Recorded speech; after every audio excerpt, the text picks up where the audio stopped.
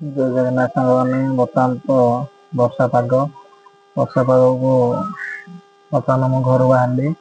ଚାଲନ୍ତୁ ଦେଖିବା ଆଜି ମାର୍କେଟ ଆଡେ ବୁଲି ଆସିବା। ସାଙ୍ଗମାନେ ମୁଁ ବର୍ତ୍ତମାନ ବାହାରି ପଡିଲି। ପୂର୍ଣ୍ଣ ଭାଇ ଯେହେତୁ ଯିବ ଭୁବନେଶ୍ୱର ତାଙ୍କୁ ନେଇକି ଯିବା। ଆମେ ବର୍ତ୍ତମାନ ଚାଲିଲୁ, ଆସି ପହଞ୍ଚିଗଲୁ ସଅଁପଡା ଛକରେ। ଯେହେତୁ ବସ୍ ଆସିନି, ପୂର୍ଣ୍ଣ ଭାଇ ଗଲେ ଟିଫିନ ଟିକେ କରିଦବା। ସେଥିପାଇଁ ଆମେ ସମୀର ଭାଇ ଟିଫିନ ସେଣ୍ଟରକୁ ଆସିଲୁ। ସମୀର ଭାଇଙ୍କର ଟିଫିନ ଦେଖନ୍ତୁ, ଗରମା ଗରମ ବରା, ଶାଗୁ, ଚପ ଏବଂ ସୁନ୍ଦର ସିଙ୍ଗିଡା ମଧ୍ୟ ଦେଖନ୍ତୁ। ଗରମ ଗରମ ସମୀର ଭାଇଙ୍କର କି ହସ ଦେଖିପାରୁଥିବେ। ବର୍ତ୍ତମାନ ଟିଫିନ ସମସ୍ତେ ଖାଇଦେଲୁ। ଟିଫିନ ଖାଇସାରିଲା ପରେ ଦେଖନ୍ତୁ, ବର୍ତ୍ତମାନ ପୂର୍ଣ୍ଣ ଭାଇଙ୍କର ବସ୍ ଆସିଲା ହେରି। ସେଥିପାଇଁ ପୂର୍ଣ୍ଣ ଭାଇ ଭୁବନେଶ୍ୱର ଚାଲିଲେ। ମୋର ମଧ୍ୟ କିଛି ଗ୍ରୋସରୀ ନେବାର ଥିଲା, ରାଧାକୃଷ୍ଣ ଗ୍ରୋସରୀ ଷ୍ଟୋର। ସେଥିପାଇଁ ବର୍ତ୍ତମାନ ମୁଁ ଗ୍ରୋସରୀ ଷ୍ଟୋରକୁ ଚାଲିଲି।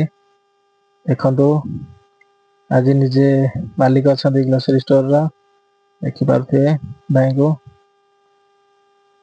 ଭାଇଙ୍କର କଥାବାର୍ତ୍ତା ବ୍ୟବହାର ବହୁତ ସୁନ୍ଦର। ନିଶ୍ଚିନ୍ତ ଥରେ ଆସନ୍ତୁ।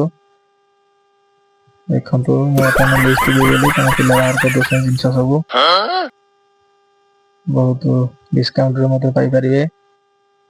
ଦେଖିପାରୁଥିବେ ବର୍ତ୍ତମାନ ସବୁ ମୋର ରେଡି ହେଇଗଲା। ଏବେ ମୁଁ ବର୍ତ୍ତମାନ ଆସିଲି।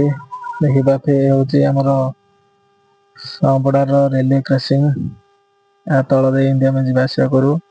ଯେହେତୁ ଆଜି ରବିବାରଟା, ସେଥିପାଇଁ ଘରୁ ଫୋନ ଆସିଥିଲା ଚିକେନ ଟିକେ ନେଇକି ଯିବା ପାଇଁ। ସେଥିପାଇଁ ମୁଁ ମସ୍କାରରେ ଅରବିନ୍ଦ ଭାଇ ଚିକେନ କାଉଣ୍ଟରକୁ ବର୍ତ୍ତମାନ ଯାଉଛି। ଦେଖନ୍ତୁ, ପହଞ୍ଚିଗଲି। ଏବେ ଅରବିନ୍ଦ ଭାଇ ବର୍ତ୍ତମାନ ଚିକେନ ଅର୍ଡର ଦେଇଦେଲି, କାଟୁଛନ୍ତି। ପିଲାମାନେ ବସିବେ କେମିତି, ସେଥିପାଇଁ କୁଲର ମଧ୍ୟ ବ୍ୟବସ୍ଥା କରିଦେଇଛନ୍ତି। ବହୁତ ସୁନ୍ଦର କଥା। ଚିକେନ ମୋର ବର୍ତ୍ତମାନ ରେଡି ହେଇଗଲା। ଏବେ ମୁଁ ଚିକେନ ରେଡି ନେଇ ଚାଲିଲି। ବର୍ତ୍ତମାନ ବର୍ଷା ଟିକେ ଟିକେ ମଧ୍ୟ ପକେଇଲାଣି।